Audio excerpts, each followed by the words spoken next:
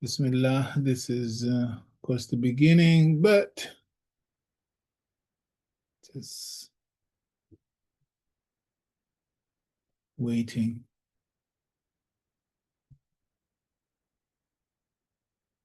Go on out camera for a second.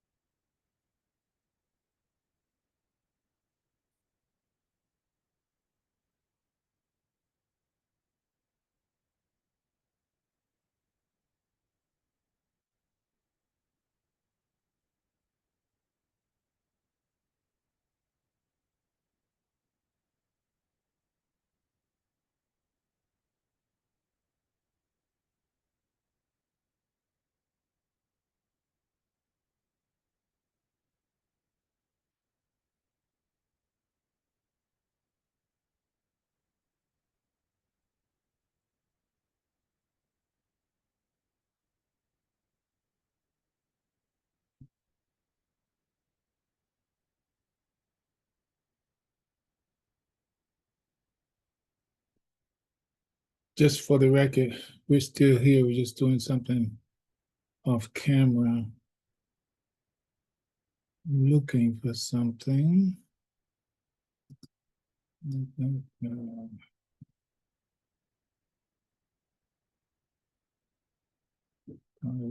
have to let it go.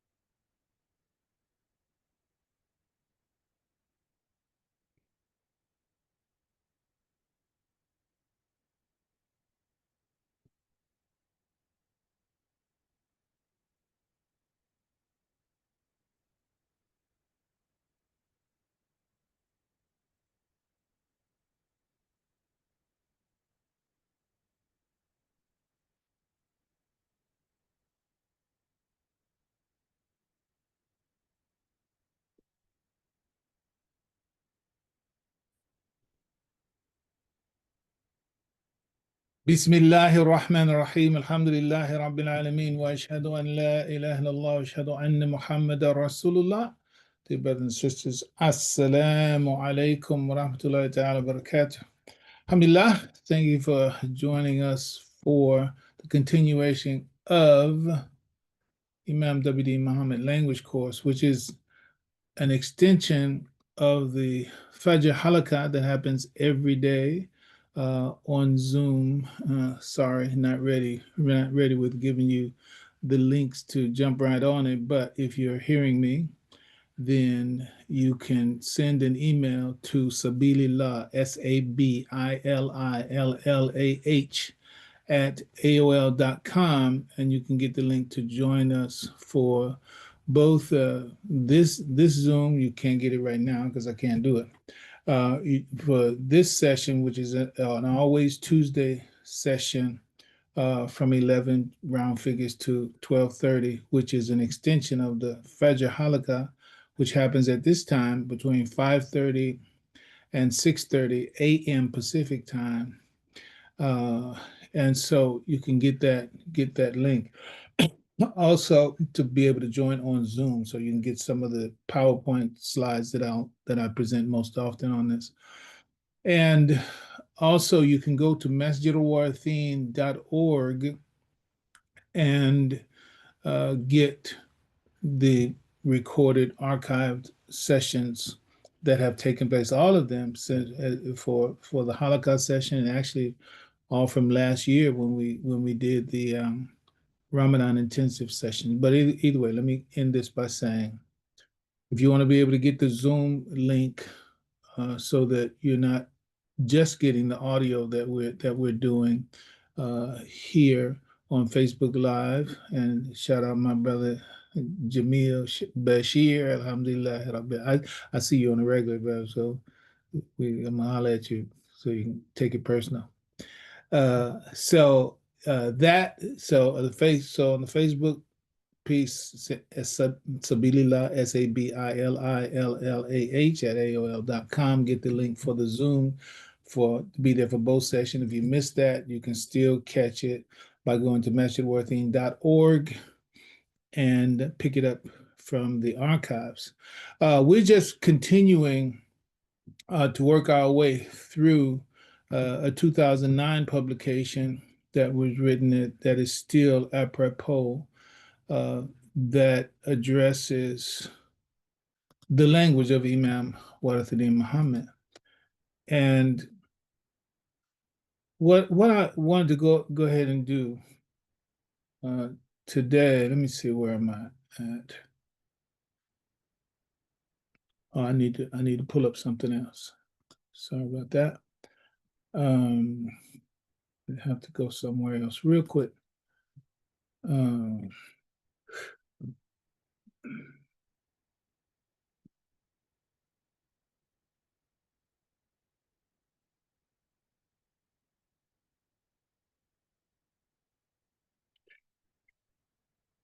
102Q.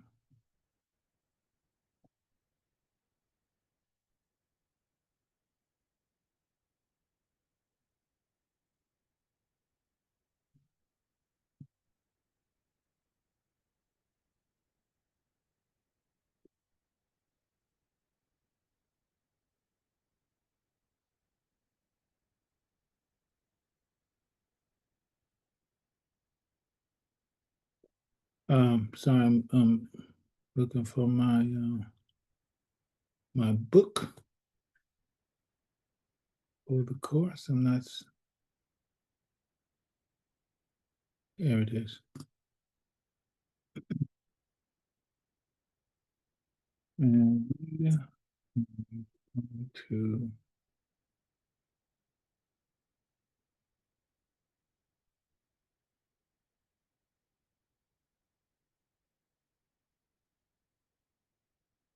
sorry about that. On my other computer, it was already set up, but when I switched computers, I lost the setup.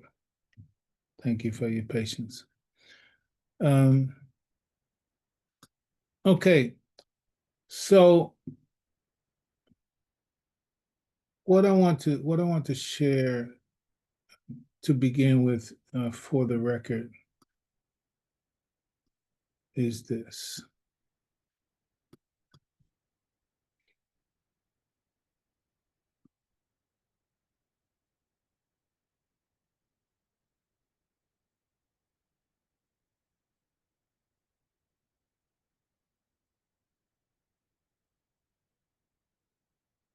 All right. So what I'm going to go ahead and begin with today, because we put this out there, we put this out there at the beginning, and the title for the session today is complicated ideas, understanding complicated ideas. It is so very important. And those of you who, when you have questions, if you have questions, in fact, we're so intimate right now that if you have a question on Facebook Live, you can actually uh, type in that question, and I'll give due regard to it. However, for the record, I want to read this because all of our conversation in the language course is is to establish appreciation and give some direction in terms of the value, the purpose, the application, and the understanding of what we're actually saying when we say the language of Imam W.D. Muhammad. And so sometimes just in talking about speaking in a way that's intended to give value to or raise the value and appreciation for that in the audience, sometimes we don't have the opportunity. Well, you can even say you don't take the opportunity because it's so important for people to be motivated to the valuation. But sometimes we don't always stop and give an example of this, example of that, an example of that because of what we're doing. Generally we want to set the atmosphere and the tone and having the understanding of how significant the language is. The specific examples, I mean, I could one example that I could give is like this book was a publication by the grace of Allah that we published, and this book is based on just one idea from Imam Muhammad. One idea is the title, The Reality of Our Sacred Human Nature, Our Origins, and Our Destiny. It's based on one idea. And it's true that, mashallah, that some people will find it uh, difficult to get through. Some will find it easy to get through, and that all has to do with the level of literacy. It wasn't written with the intention to be complicated. It was written with the intention to bring people into an understanding of something that is at one level is very simple, uh, and at another level, in line with that simplicity, is very profound. It's talking about the nature of us as human beings, because we found that Imam Muhammad, the most important word and the biggest word and the most significant focus for his mission, which he said was a mission of language, then what was the most, if it was a mission of language, what was the most important word? The most important word was human. Excuse me, human intelligence, human nature, all of that. And so understanding the significance of that is critical to really understanding Imam Muhammad. So I'm saying just one book built on one idea. The other, what did I do? Here's the other one. Here's the other one. This is my book.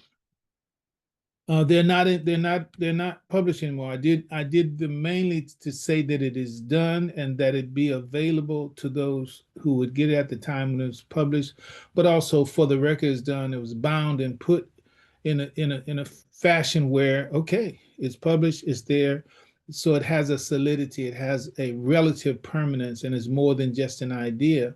This one is the clear path to human development, human science, and scriptural language.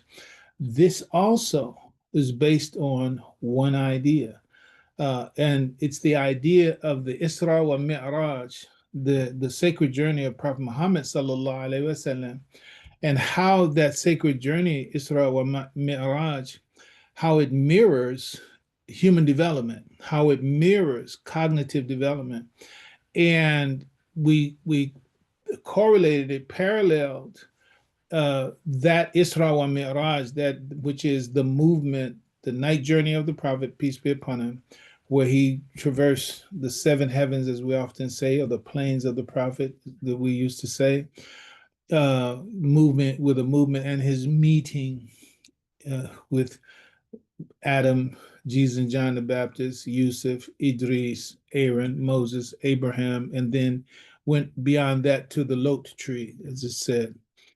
But and also how Imam Muhammad interpreted each one of those personalities as representing evolutionary stages, or yes, yeah, evolutionary stages and levels, uh, graduations of our human cognition, and then correlated what the book adds is, what does cognitive science say with regard to Imam Muhammad's particular interpretation. And what we found is that it matches it like hand in glove. The reality of what the researchers discovered and published matches what Imam Muhammad gave like hand in glove. So these are two products from one student. I'm not selling them, so no, mashallah, they're just not available. They were available on Amazon. I think somebody told me when you put it in there on Amazon, they said, well, you can get it for $78 or something like that. I don't know. Uh, the point that I'm making is that the richness of what Imam Muhammad has given us is beyond measure. But I'm not going to go down that road right now. I have decided to give a very specific example since it's so immediate. I've decided to give a very specific example of uh, why the language of Imam Muhammad and all that we have said about it thus far, meaning, how to get it, how to understand it, how to apply it, the significance of it. We've talked about that in this kind of promotional, kind of editorial kind of way. But I find right now a very powerful example, and I hope I can make it accessible, a powerful example of what has to be done with the full breadth and depth of the knowledge of Imam Muhammad.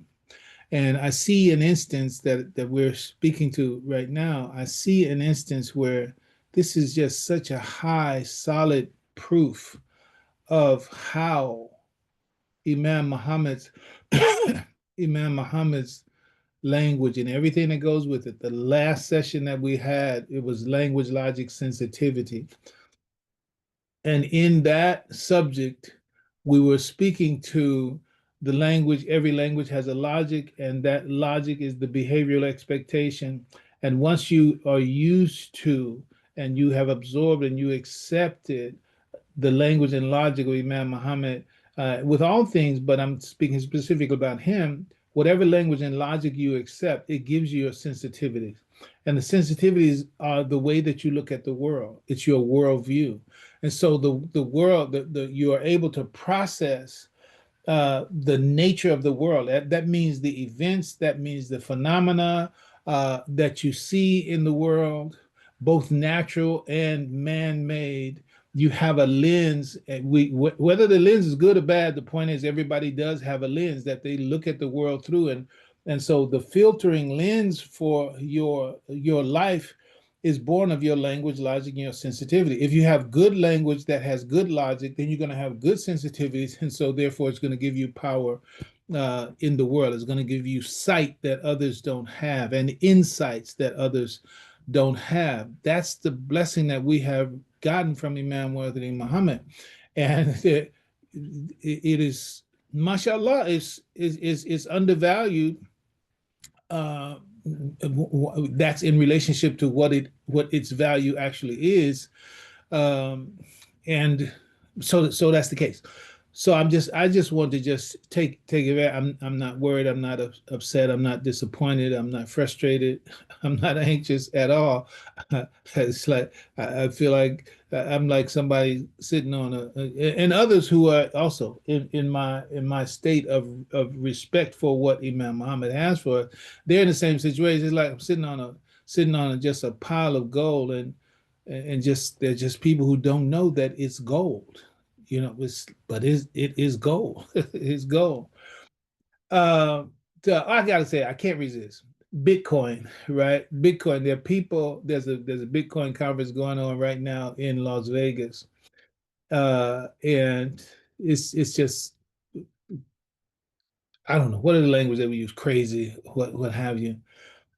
Some of us have heard about Bitcoin, haven't done anything with it. We talked about it on our economic programs. I'm moving on, but this is an example. I'm using the Bitcoin comparison to what Imam Muhammad is and what he has brought us, and how those who have it, they are richer than people really know and understand, because I don't get it. So, okay, that's the way people are with Bitcoin. But Bitcoin right now, even as we speak, round figures 110,000 per coin. And so even when I say that, if you don't know, what does that mean? 110,000 per coin. Where do you get the coins?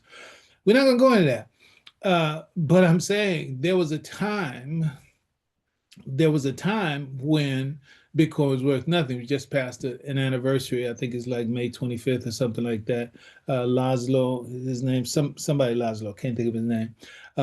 He bought two pizzas for 10,000 Bitcoin. Those 10,000 Bitcoin right now would be worth like $1 billion. But he didn't know. He did know of the value, but yeah, this is a whole long story. Just look up Laszlo Pizza Day Bitcoin, and you can read all about that. What I'm trying to get to is this. So here's Bitcoin that was at one point literally worth nothing, literally non-existent. But today it's over 110,000, right? 110,000 is being celebrated, and now you're getting predictions of Bitcoin, and there's so much behind it that you know it'll be 1 million per coin this year. It's a conservative estimate to say that it'll be worth 250,000. And what I'm telling you, this is not financial advice. You have to do your own due diligence and what have you.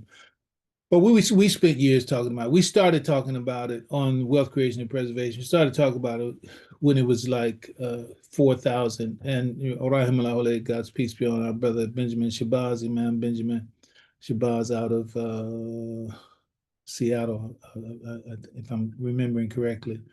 And he said, "Have you looked at Bitcoin?" And so we hadn't looked at it. We didn't know anything about it. And it was at $4,000 at that time.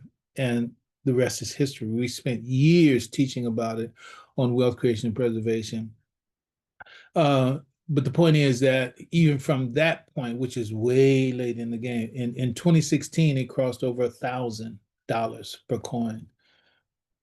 Now it's 110%, 110 times, 110x over what it was in 2016. That's just 9 years. Question: you can say it about now, and you can say it about then. How many people had and have the right perception of the value and the future of Bitcoin?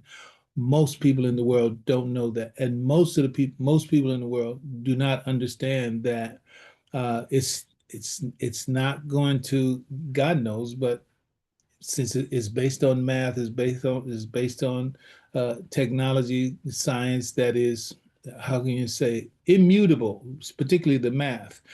Uh, so it's just gonna keep going up. But if you don't value it, then you just keep watching it rise and say, I shoulda, shoulda, shoulda, right? Okay, listen, Imam Muhammad rahimahullah, This is from Imam Muhammad 1975 up to his passing 2008. We were in the presence of a great blessing, to be blessed to be able to find and embrace and study and learn and gain from what he hey what that was just a blessing right there. uh, and even after the past and everything that goes along with that, the true value, even now, uh, the true value of what Imam Muhammad again is not appreciated in the way it should. I have to keep saying that because I'm saying just like that Bitcoin was worth only $1,000 in 2016 and was worth nothing in 2009 when it first came out, worth in the context of transactions, no transactions, so therefore was zero in the marketplace. But then here we are, 16 years after its birth in 2009, and 9 years after it crosses over the $1,000 per mark, we're at 110,000, and then projections even up to the end of this year, that 250,000 is a conservative estimate. The point is that the right appreciation for the true value of Bitcoin has not been had. The right appreciation for Imam Wardadi Muhammad and his language has not been had. It is worth far more than people understand. And I'm saying all that to just get to the point where I just want to give just one example that can also be multiplied 110 times. All right, I'm gonna stick strictly with the example. So I'm saying that Bitcoin from 2016 to 2025 right now is 110x. It's 110. That's just today. That's not where it's going. That's just today. 110. Looking in the rear view mirror, it's 110x. Looking forward, I can't even calculate it. Nobody can. Well, you can calculate it, but there's just no predict. It's way beyond uh, one would even think of the value of an asset. All right, so I'm saying, as I said, two books from two ideas, and people will find it, quote unquote. I have to say, it's difficult to read, not because I wrote it in difficult to read, because we have not been in the habit of thinking along the line of unpacking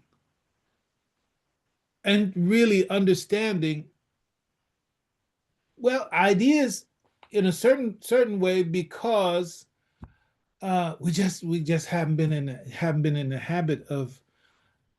I wish I had another way of saying it. We haven't been in the habit of using our brains. We haven't been in the habit of using logic, thinking, reasoning.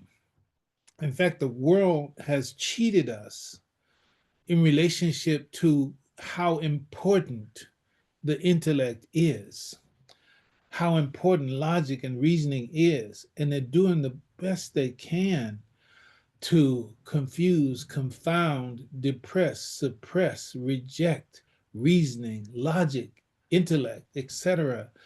And and and what does Shaitan? That's what Shaitan wants.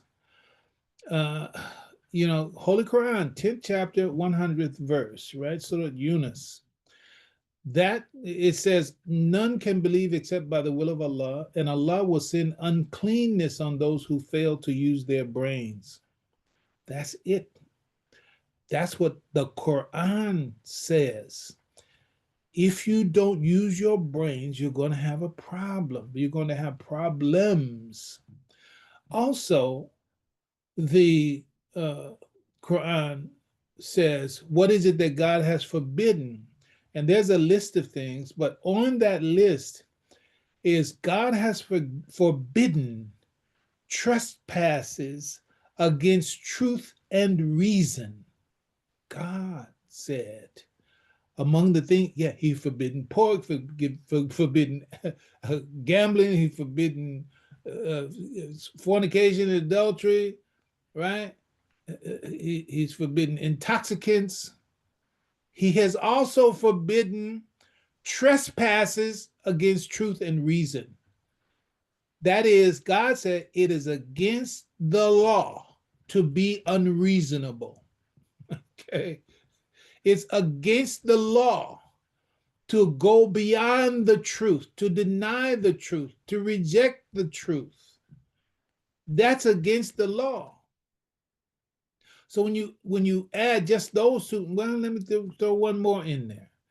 Imam Muhammad's translated critical thing. This is one of the big values that Imam Muhammad rahimahullah brought to us, that you have to learn how to read the Quran on your own and read it in the original language.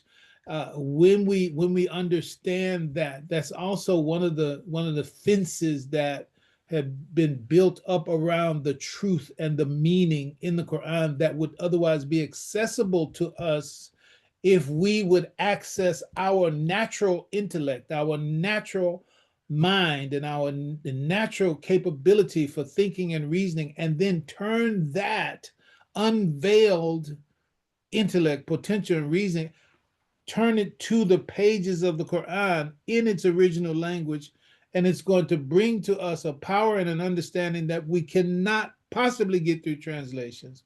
And the translations have been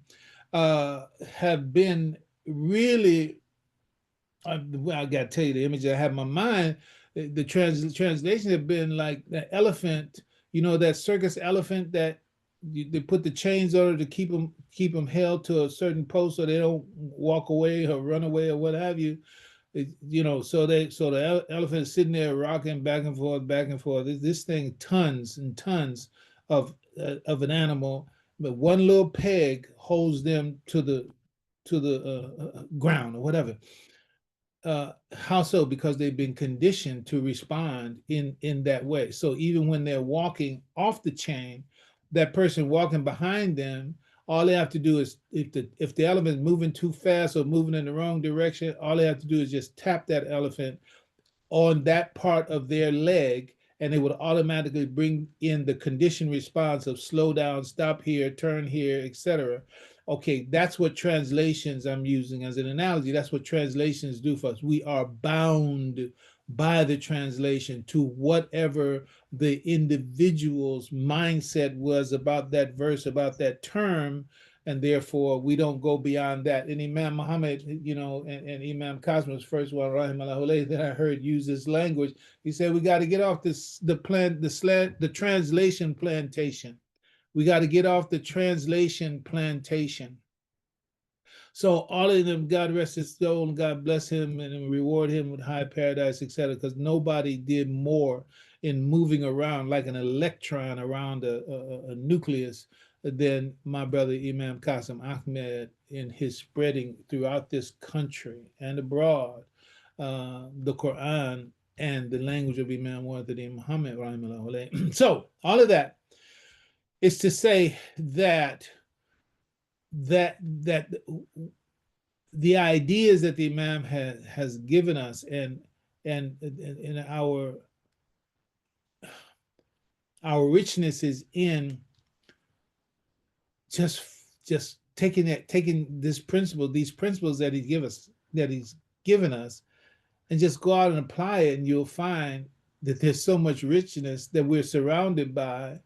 But you can only get that richness once you learn how to think in certain ways, and that is through, say it again, the language, the logic, the sensitivity of Imam Muhammad. You got to go to masterworthing.org, go to the year of the Quran, then you can get a week ago, whatever the day is, take away 7 days. That's the date. What's that? 20th. Go to the 20th. You can get a lot of what I'm not saying right now. Okay. And so really what we're going to do today is what we have done. I'm still underscoring why it is so important. So to close that Bitcoin analogy is, look, the value of Imam Muhammad is his language is undervalued, because most times, same way with Bitcoin, people haven't taken the time to really study it, understand it, to appreciate its real worth, and that not just by knowledge, but by application. And if you can get it, if you can embrace it by knowledge and then take that knowledge and apply it towards, then there's another world that opens up for you that's always been in front of us. But because we didn't have the tools, because we didn't have the right worldview, then it was always there. But for us, it wasn't there and isn't there because we didn't know. So may Allah have mercy on us, protect us. May Allah bless us to deliver what we intend to deliver. But today I'm just giving one just strong example along with what Imam Mohammed has told us. And this came from Oakland. I mean, it's been on the screen for those who are with me on Zoom. It's been on the screen for a while. Maybe you've taken the time to read it, but I'm going to do that now. This is from a public address in Oakland, California in 1988.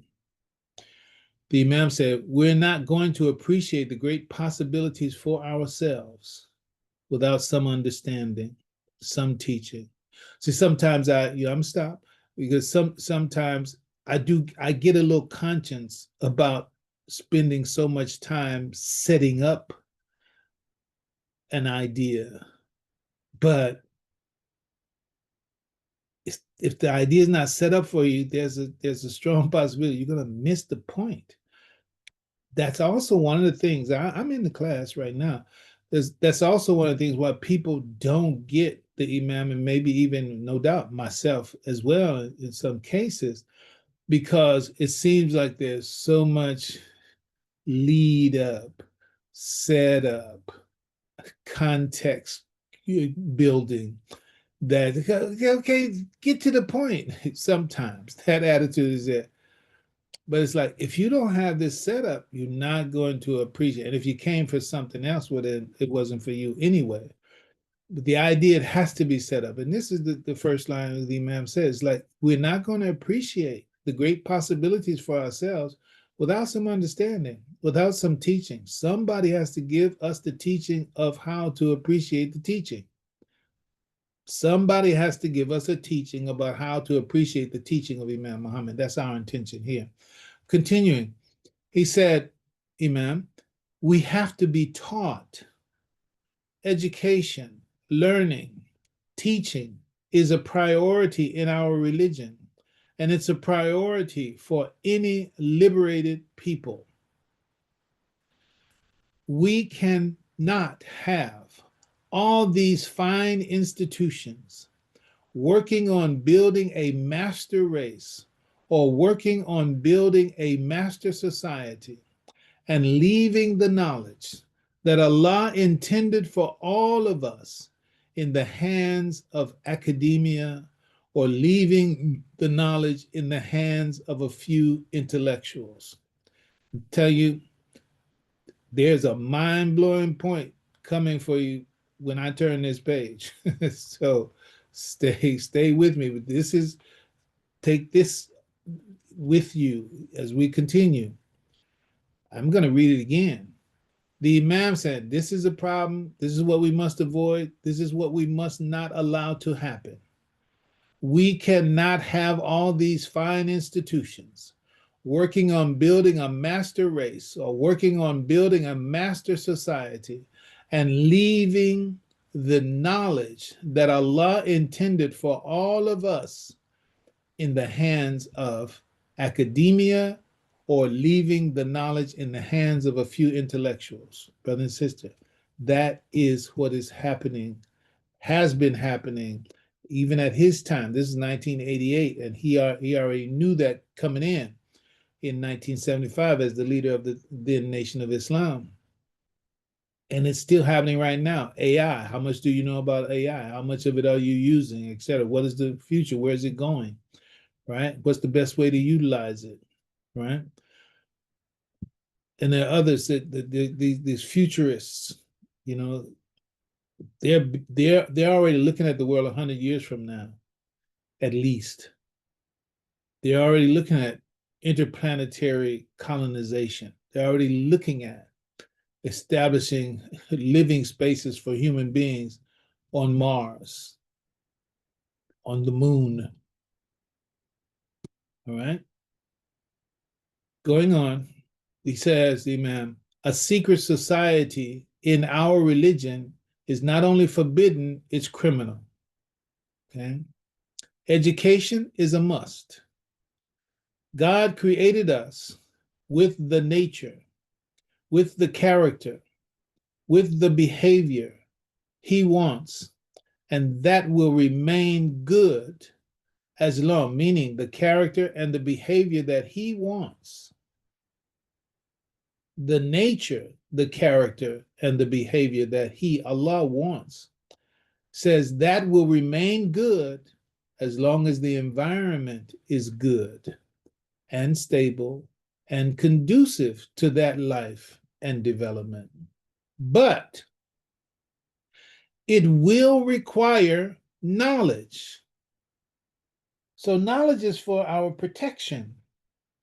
It's for our growth, yes, but for our protection. He said, the Imam said, we're living in an oppressive word environment. So that environment is already against us. The words, the language that's put out there that does things to us that does things to us at a psychological level that we're not aware of. Excuse me. So continue the Imam's quote.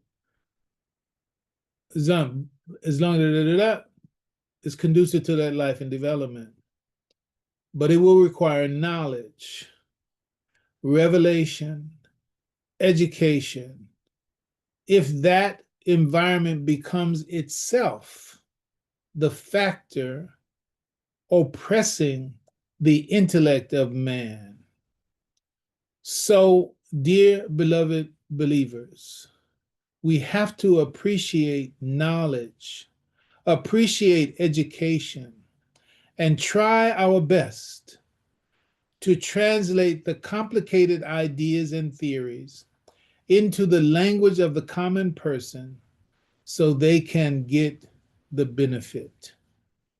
That's the end of the Imam's statement from a public address in Oakland, California in 1988. So that's his call to anyone that say that they identify with him, that they support him, that they follow him. He say, listen, this is a part of your mission. A part of your mission is you have to get and give the teaching and the learning to the people that enables them to get the best benefit from knowledge that's available, and not leave it to the intellectuals of our place to be the ones who form, shape, and mold society with knowledge over the heads of the people. And the last line of it is, we have to try our best to translate the complicated ideas and theories into the language of the common person so they can get the benefit. That's a mission, okay? So now here, and all this will be just be an example of of how and why it is so important. There's a verse. I'm sorry, I didn't put the verse number on this. Let me see if I can find it. Be patient with me. You can just continue to reflect on what we're talking about. Let's do this. Let me see if I got rid of it at all. Either way, I'll bring it back. So let me see how. I'll check something. Give yourself a mental break, and let me see if I can find it.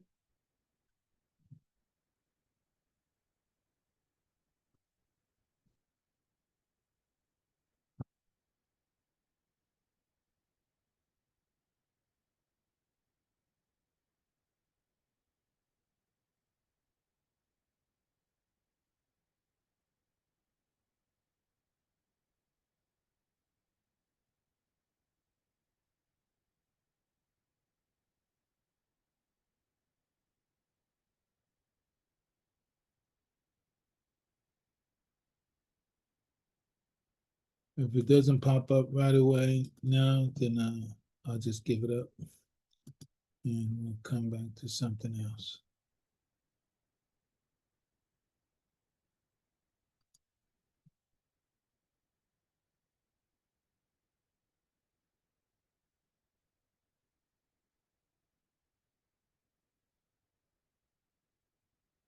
Almost there or not. Okay, no. So sorry, I can't. I'm missing the chapter number on it. So I'll go back to where I was.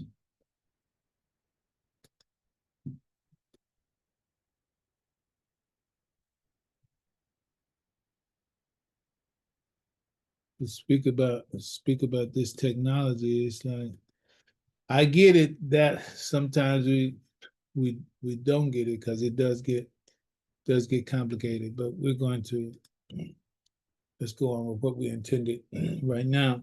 Okay, so we just finished this quote and we'll have to get back to it. You have your own ways of accessing uh the Quran, and maybe you know of this verse. It's the verse where it says that in the judgment day that the skins are going to speak out against the person. The members of the members of our body, if you will, going to speak out and say, what is this you testifying against me? They said, you know, basically, who gave you this power to speak? And the skins, the flesh, this form itself, this form is Muslim. It's the one inside that does other than that. And then so the skins will say, who gave us speech? The one who has made everything speak. Is the Quran. This is the most direct reference to Allah giving everything the power of speech and expression. That's an explicit statement from Allah.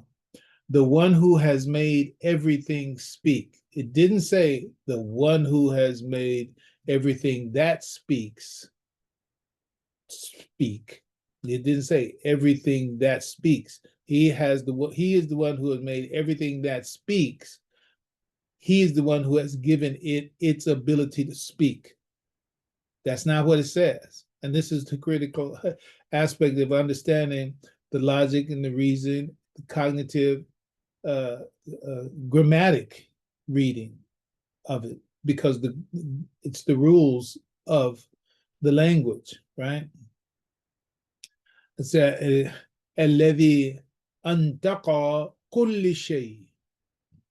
He is the one, and when you look up nataqa, you're going to find something. You're going to find a meaning there. And it also means it's almost like rationality, causing it. But see, to talk about that, now I'll just go ahead and take a minute to say what has to be said. So the issue of rationality, right? So when it says the one who has made everything speak, that's a translation. So that's a choice out of all these words, these Arabic words. الذي أنطق كل شيء. So كل شيء is everything. كل شيء, everything. أنطق, you're looking at that. So they translate it as to speak, right? But it has to do with this communicating here. I'm gonna mess around and have to start you having two computers over here, so I can look those words up at the same time that we're speaking. But it's translated as speech. So the point is everything. My only hesitation, and I'm not trying to complicate it. Our job is to try to make the complicated ideas available to the common person. Imam Muhammad's language.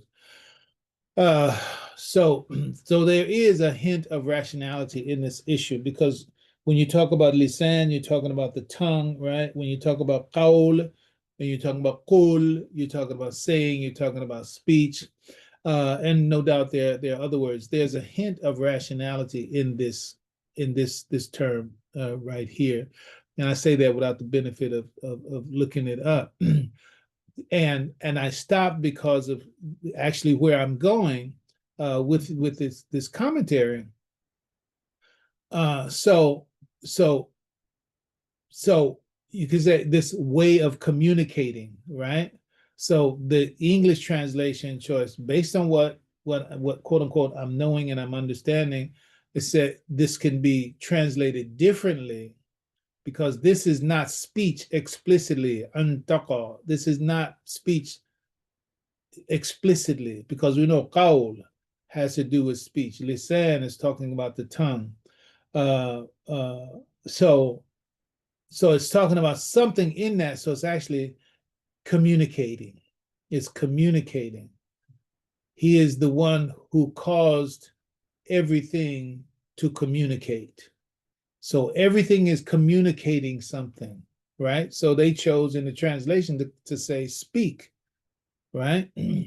But again, when you take it to another level, you just take speak, but then you got to stop. Okay, what word in this sentence are they translating as speak?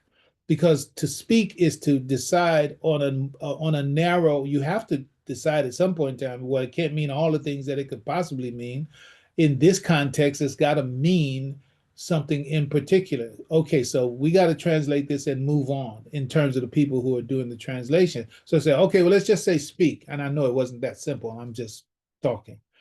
So the one who has made everything speak. Okay, satisfied for them, but following Imam Muhammad's instructions say you need to translate it for yourself.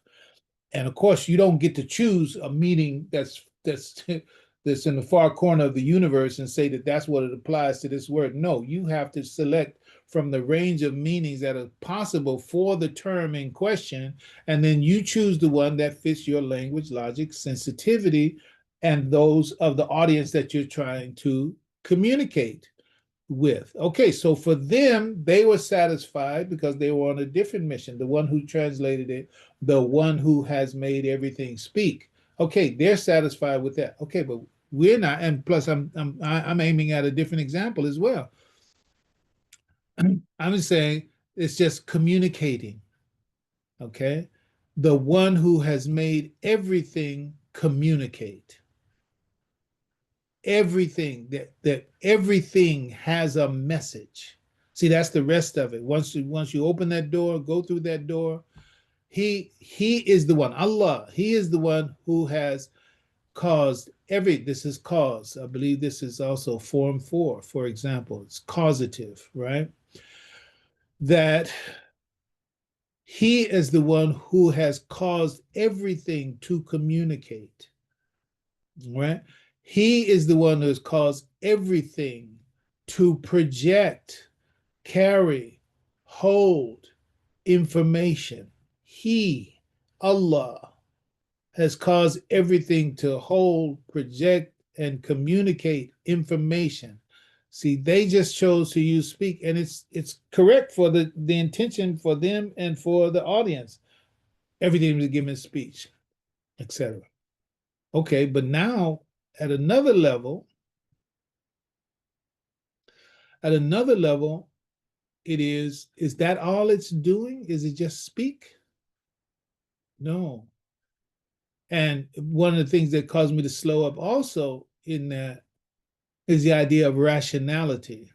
That is also a part of the, let's call it the semantics and the etymology of this word.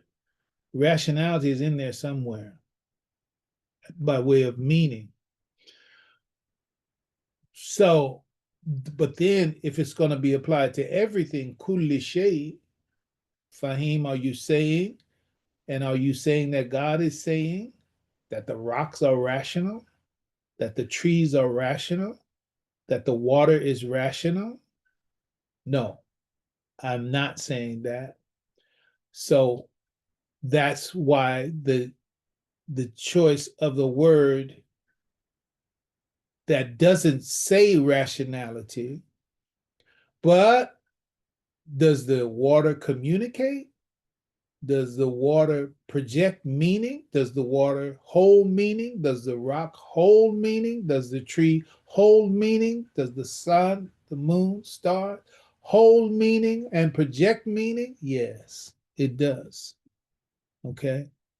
So that is also in this verse here. God is saying that he is the one who gave everything a communication that it is holding, that is projecting a meaning that it carries. This is what God is saying. Everything, everything, rational and non-rational, organic and inorganic life of all human and non-human, all of them communicate information. All of them project information. All of them carry information. Everything has information in it. And so, in turn, everything has now a speech. The rock is talking to us. The water is talking to us. The trees are talking to us. The birds are talking. The ants are talking to us. This brings us to Solomon and Dawood, rahimahullah alayhim, huma, and actually sallallahu alayhi huma. May Allah's peace and blessing be on both of them. Because God taught them the speech of birds, right?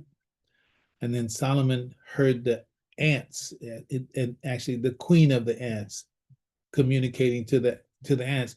I'm not going into trying to explain it all right now, etc. I'm only pointing to the fact of this is a universal statement that Allah made. When God says everything, then it's universal. Everything, everything. Everything what? Everything communicates. Everything carries a meaning. Everything is projecting information. Everything, organic, inorganic, human, non-human, mineral, plant, animal, everything. Hold on to that. It's a big thing. It's worth whatever time you spent getting to this point. It's more than worth it. This verse, and because what I'm leading up to is to use this example to emphasize to us we are so, by the grace of Allah subhanahu wa ta'ala, in the presence of what Imam Mohammed has taught us. If we would but grasp the principles and some of the quote unquote, I'm going to call them simple ideas, because he was blessed to make them available and make them simple for us, which is what he's inviting us to do for others. That these simple ideas put us ahead of the leaders of this world. Hold on. You're going to get it in a minute.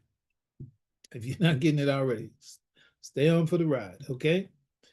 So, this verse underscores a profound concept. This is in the Quran, 1446 lunar years ago and more.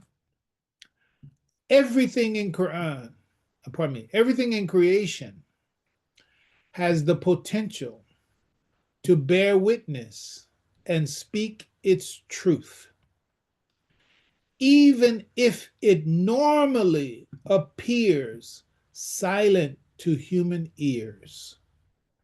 Right? You don't hear the rock, but it's talking. You don't hear the water, but it's talking. You don't hear the grass, but it's talking. You don't hear the worm, but it's talking. You don't hear gravity, but it's talking. You don't hear light, but it's talking.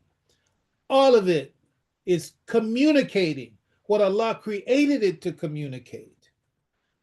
Yes, is with us all the time in that word ayah.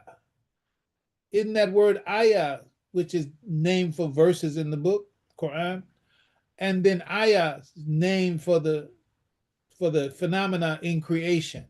That's God already saying that everything is saying something. Everything is carrying information. This is our religion. I want you to get it. This is our religion is one, our way of life, to be specific. Our way of life is what? Our lens, our worldview, the glasses that we wear. Some of you might have saw that old movie called They Live, right? They Live. The idea was, aliens were doing whatever it was that aliens were doing, but nobody really knew that they were aliens until these guys found the glasses. When they found the glasses, you put the glasses on, you see aliens on the billboard, aliens on the podium, aliens in the police car. Now you're seeing the alien, but take the glasses off, they look like normal people. Put the glasses on, they're aliens all over again.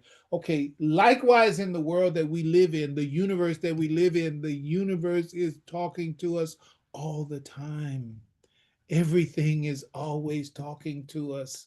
Everything that Allah has created has been created as a medium of communication, telling us what?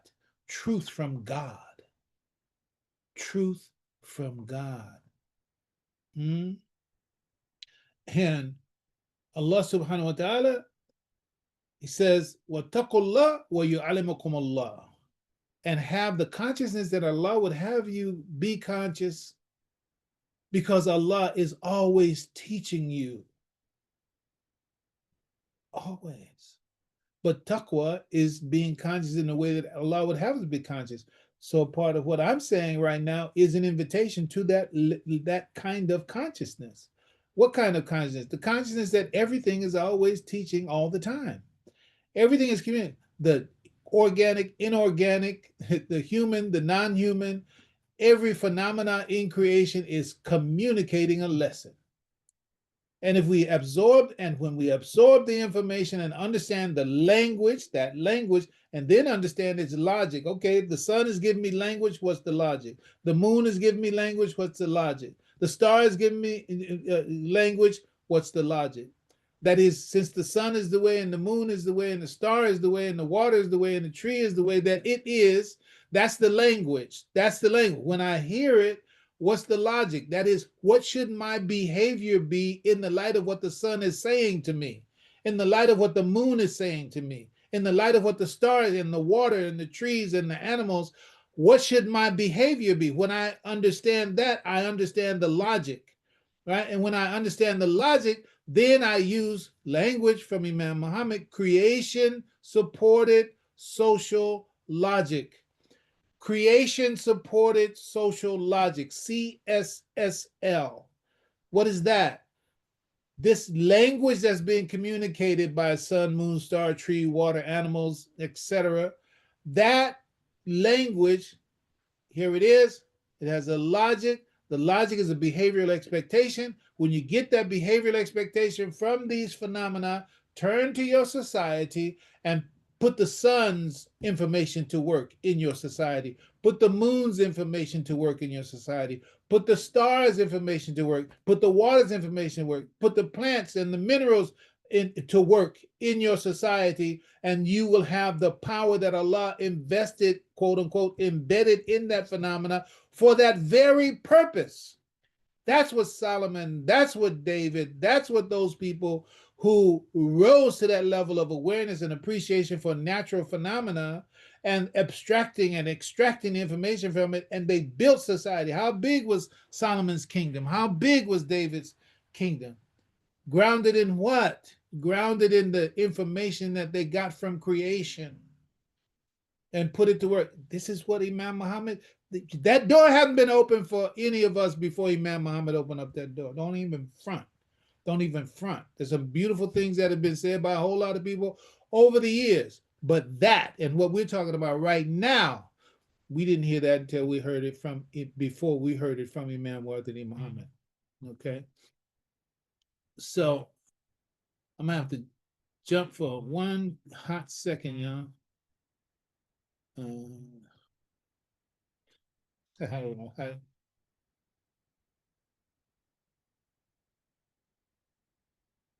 Hold on. Don't speak right now because I'm still live online. Hold on. Yeah, I'll think about what I said. I'll be right back.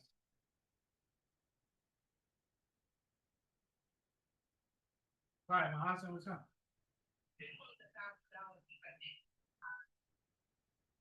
Therefore, no, get rid of it. Keep going. Keep going. We'll spend $1,000. Okay, okay, let's say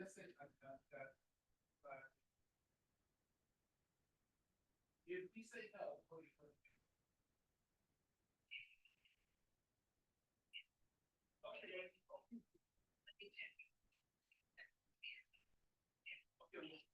whatever you decide.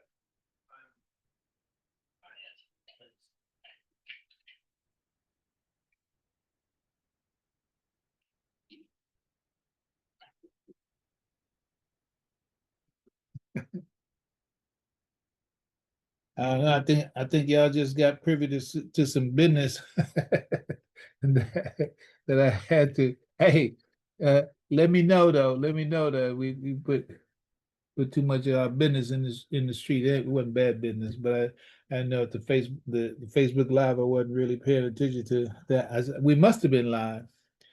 So what just for humor's sake, humor me. Uh, put one in your comment section if you heard that conversation that I just had. Just put one. Let me know. All right. We're okay, mashallah. We're actually very well at the end of what we're saying. Let me go back to this. All right. All right. So there. Oh, let me just let y'all know. We have a project of this. We're cleaning up, emptying a container, and having to make some decisions about what stays and what goes. It's time sensitive, and so we had hired these people.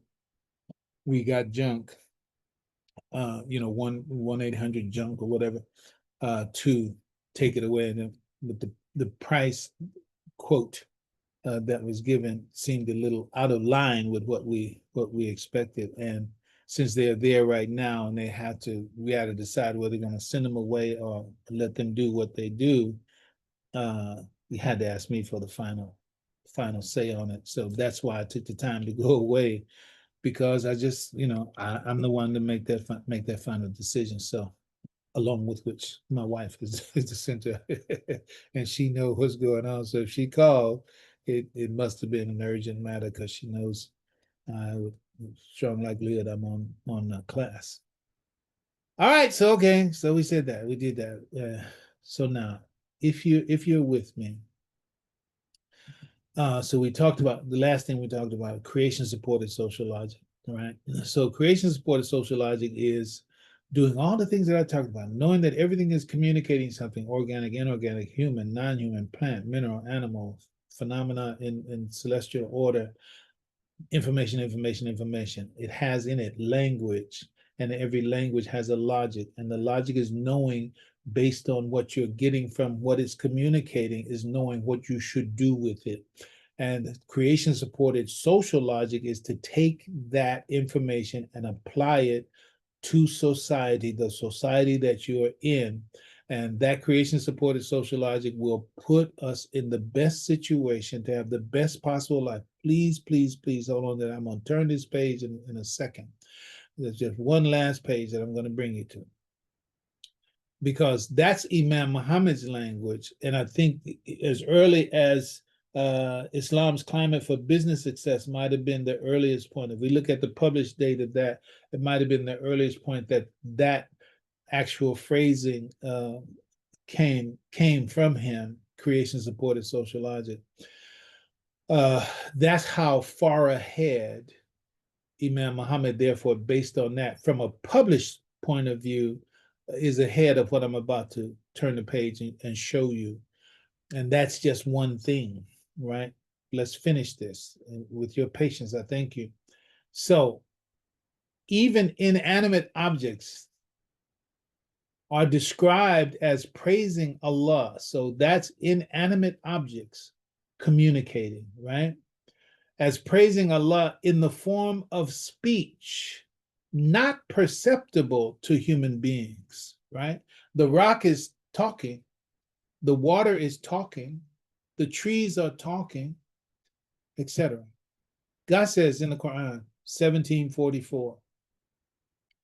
The seven heavens and the earth, and whatever is in them, exalt him.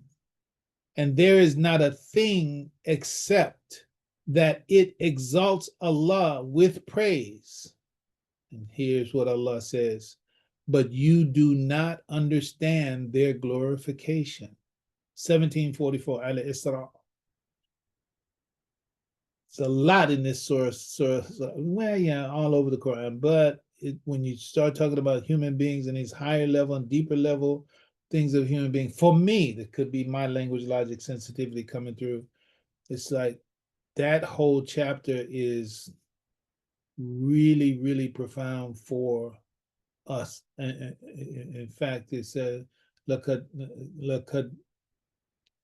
karamna bani Adam." We made noble the children of Adam. That's a big one, and I think it comes just before 1771.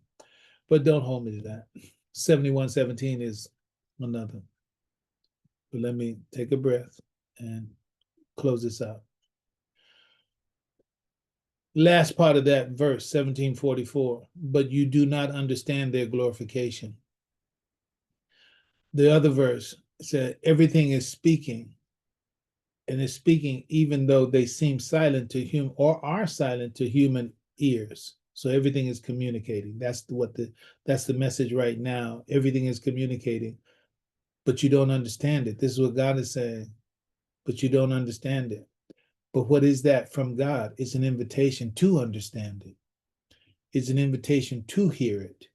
It's an invitation to learn the language of the rocks and the trees. I mentioned this morning in the Halaqa session, Victor Schauberger. Victor Schauberger is the Schauberger, Victor, Viktor. You can find him on YouTube, etc. But one of his thing was water, right? And I think one of the fundamental lessons of it, or titles under which his information is being projected, is nature as the teacher. Nature as the teacher. All right, so here's my point, and here's where we're going to really conclude.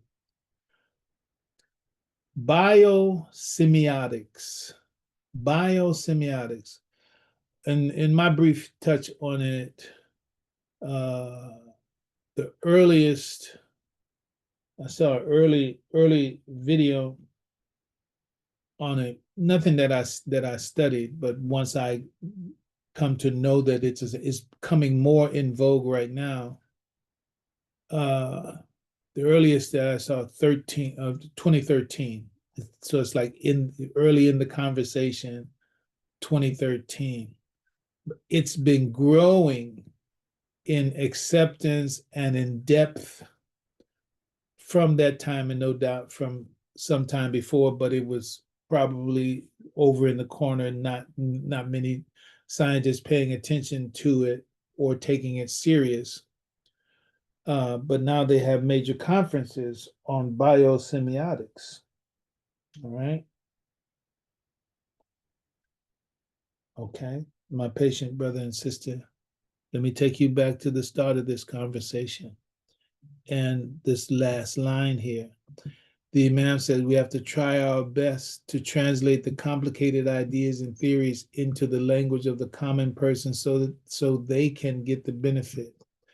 He said also up here, he says, we cannot have all these fine institutions working on building a master race or working on building a master society and leaving the knowledge that Allah intended for all of us in the hands of academia, or leaving the knowledge in the hands of a few intellectuals. So when these people in 2021 have a conference on the gathering of biosemiotics, and you have this woman here, she's a child of a daughter of Gregory Bates, and of very important historical information. You can look them up. But all these are leading minds in the society, in the sciences, right? So they have conferences on in this case, biosemiotics, right?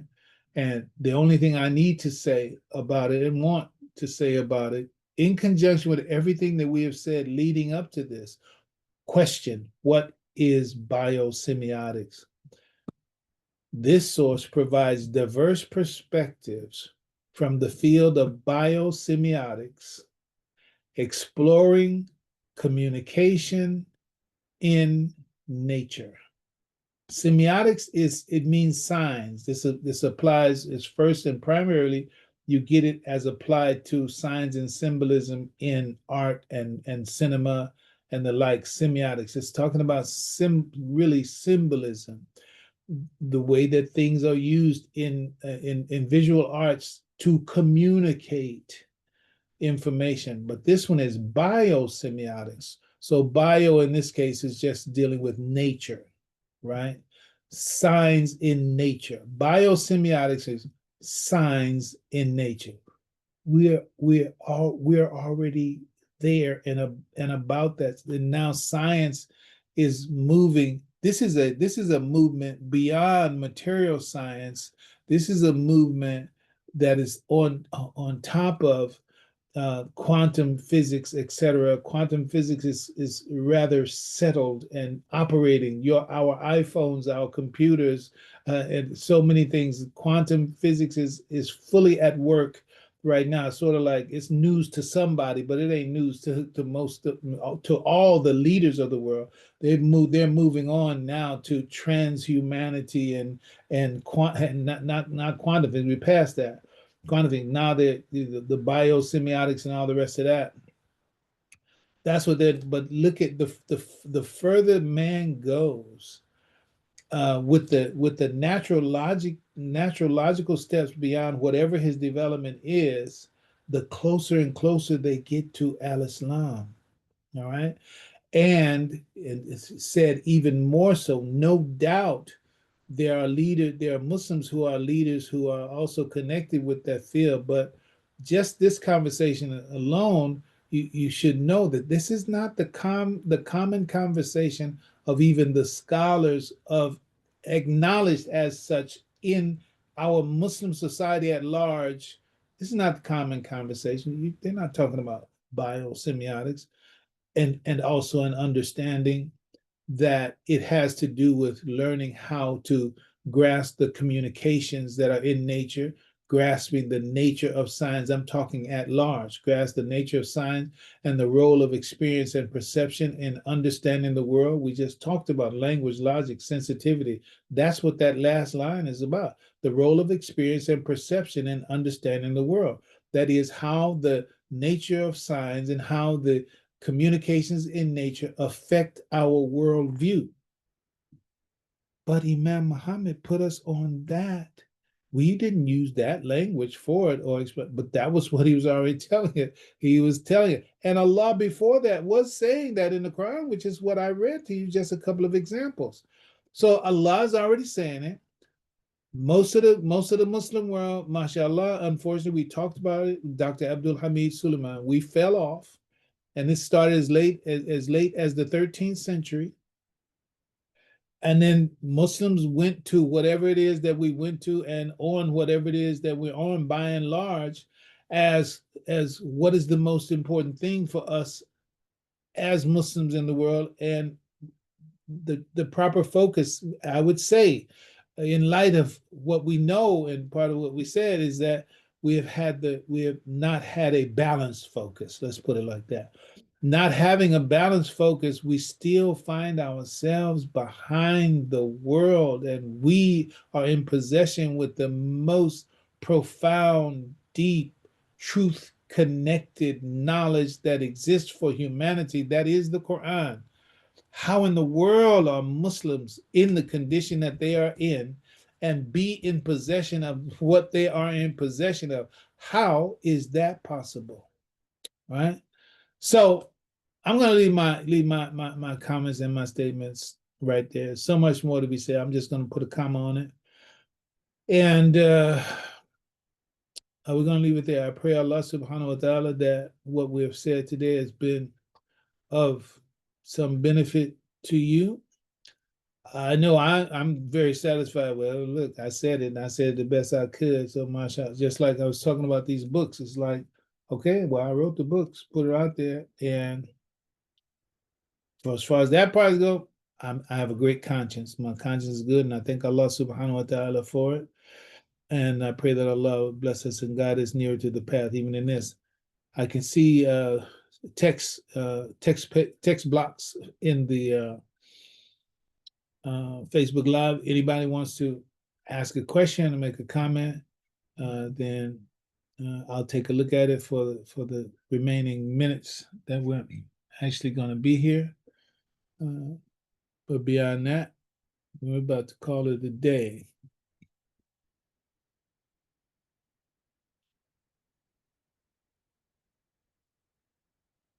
Alhamdulillah.